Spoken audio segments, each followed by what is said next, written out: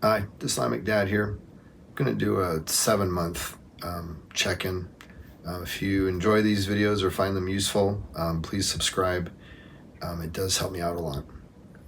I think my previous check-in or check-in type videos, I talked about what I call heavy metal therapy, where basically in order to get through the trauma bond, you try to just focus on the bad times. And, I think that's valid, but, it's a good way to catch yourself. But at this point, it's not something that I've been doing. The other thing that I think I'd mentioned like a month or two ago was just kind of how I had done a real deep dive into the the experience of the childhood that creates a narcissist, and kind of understanding what goes on with the parents, what's going on with the child, and kind of how the child comes up with these really unhealthy coping mechanisms because they don't really have a choice in the situation that they're in with the relationship with them and the parent, and how it can be compounded, reinforced as the child grows older, et cetera, et cetera. Really just kind of understanding, like how narcissists are made, and in doing so, it was terrible. Like, it is so just painful to imagine what a child goes through and experiences that shapes them into a narcissist. And that's the thing, like, if you have a baby, and they're born, they're, perfect. There's nothing wrong with them. I don't like the phrase blank slate, so I use, perfect. And then as they grow, they start to, really express their personality and stuff, and they learn to crawl, learn to walk, get their, first words and stuff like that. And so at that point, they're just like any other child. And then age, especially like age 2, 3, 4, the bad parenting, the bad parent happens, and the dynamics between the child and the parent are so toxic and horrible that the child doesn't really have any psychological options other than to have these coping mechanisms, which, quote, work. I mean, the child survives, but then goes on as a narcissist for the rest of their life. And again, like, I'm not trying to defend the narcissist, because I've been on the other side of a narcissist in a relationship. There's no room for toleration or sympathy in that. If anything, it can be dangerous to have sympathy to a narcissist in that type of situation. So, okay, so that's enough setting, the kind of what was going on with me in the past month or two. Today, things have changed, both, with, inside me, how I'm approaching things, but also externally with life. And so I'll get to that in a second. But so internally, like, I did the deep dive, kind of went through that. I'm not going to pretend that I know everything, but I have a much clearer picture of the childhood that forms a narcissist. And because of that, and it helped me out, because I realized that the person that I was in a relationship for 4 years doesn't exist and never did. It was just behaviors, the mask, the false self. I mean, we have like a dozen names for it. but in the end, it's all just ether. It's just fog. I mean, there's no substance there. The only thing of substance is this, this person just absolutely, I would describe it as hiding within a castle. And that, I know people like to say false, self, blah, blah, blah. That's fine. I mean, for me, the model that I like to use is just this person hiding deep, deep, deep within a castle that they've built. And, they built it as a child, very young, to protect themselves. And then before they realized it, it became their prison. And they can't really escape to interact with the outside world at all. They can only, the only thing that interacts with the outside world is the castle. So, I realized that like this person that I was in a relationship never really existed the way I thought they did during the relationship. And that the only thing that's real is this, person hiding deep, deep, deep within this castle. And again, like I'm not going to have necessarily empathy towards that person because they can still lash out at me and or do a smear campaign or any other of 100 horrible malicious things to me. I'm not going to pretend otherwise. It's dangerous to do so. But in coming to this conclusion, or I should say this perspective on things, it's allowed me to distance myself because with my malignant narcissist ex-wife, she went through a midlife crisis. And so I was married to her for nearly 20 years. One day she went to sleep. She was my wife. The next day she woke up, she was a completely different person. One day, it's like the night before she went to bed, she was 40 years old. She was a mother of 2 children. She was a wife. The next day she woke up, she was 21 and she was single and she didn't have any children and she just wanted to party, do drugs, and live the fun life of a 21-year-old. And so for me, like that was really easy to get over. The aspect with my ex-wife, because she no longer existed. The person I knew, the person I was married to for 20 years is gone. Like they do not exist on this planet anymore.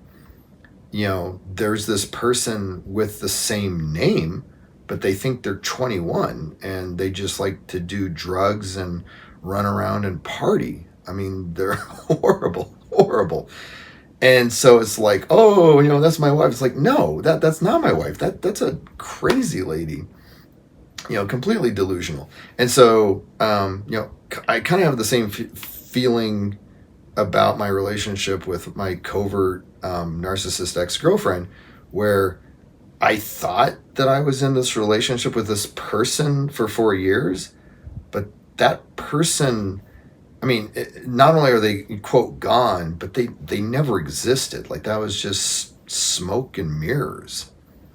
And so that's allowed me to really distance myself from the pain I was in with the trauma bond, because the trauma bond is like that addiction where it's like, okay, I need to be back with this person. I need to be back with this person. I miss this person so badly. I want to be back with this person.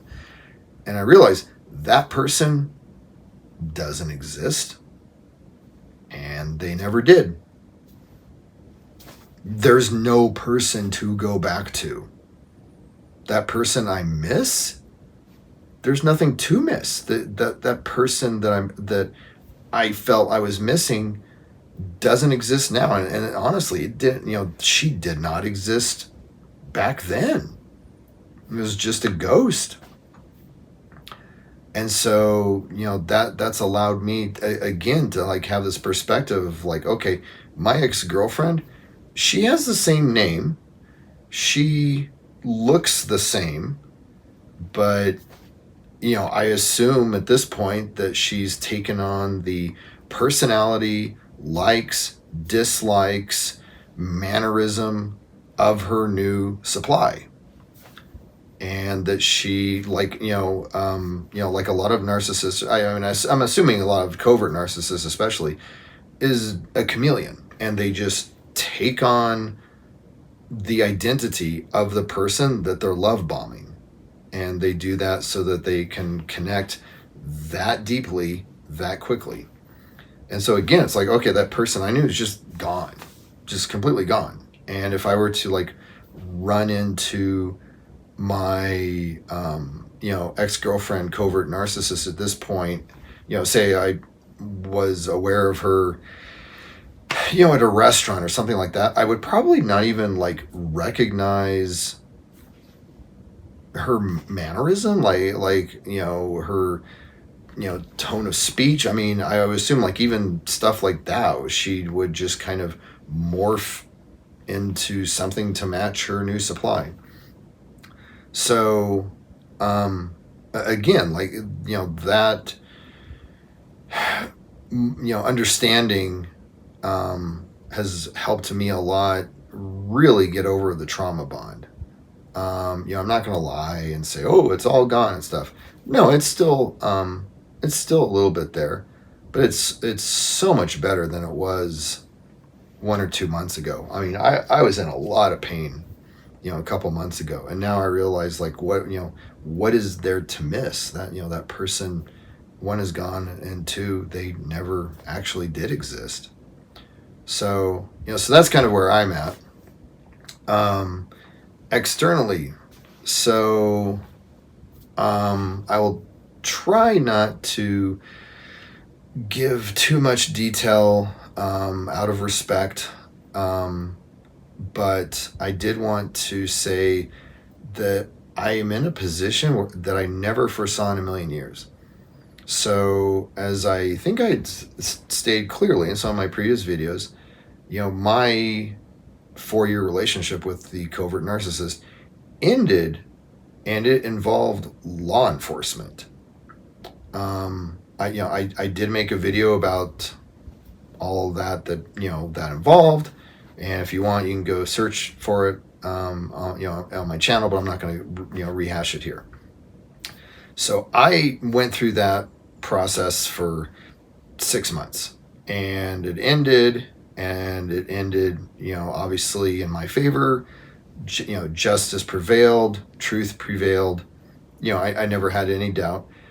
And then I'm like, okay, that chapter of my life is closed. Then I get a call from I'll say a part of our system, and they spoke with me and conveyed to me what was going to happen for the next year with my ex-girlfriend. And that involved therapy. And as part of that year-long therapy, they asked me to be involved.